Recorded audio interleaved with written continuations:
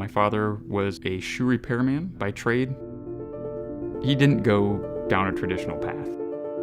We were very poor at that time, and then he creates this innovative game. I think he knew he had something. Gary Gygax loved all kinds of games, and he had a feel for what made a game that was fun to play. I mean, he did look like a wizard. He had a facility with numbers. A great man, a creative visionary. You couldn't talk to the guy for 5 minutes without getting pumped up. Welcome to 330 Center Street. This is Gary Gygax's house.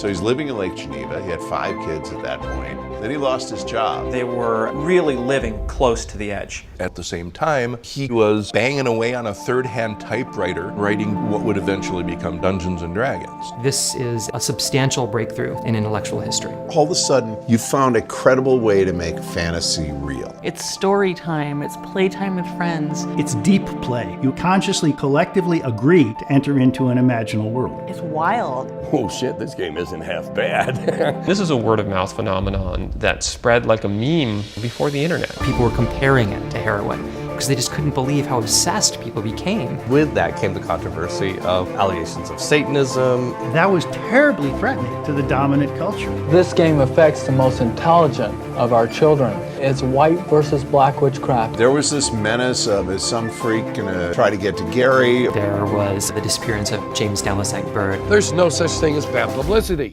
Make it forbidden and everybody wants it. 1976, it's 300,000. 1977, it's 700,000. The sales tripled one year and tripled the next year. And now I've got a pile of money and I'm going to Beverly Hills. I'm going to have fun. Gary has an amazing mansion, A Rolex watch and a matching ring. he's making cartoons, he's having parties, And I walk by the jacuzzi and they're like 2 Playboy bunnies bubbling around in it. he's living the dream.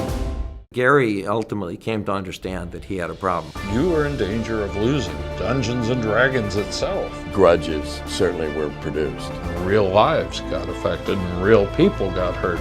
Sometimes lightning strikes, but lightning is a wild element. This is not a man who has an MBA and 20 years of business experience. This is a man who started it in his basement. The stairs are very narrow and they're quite treacherous,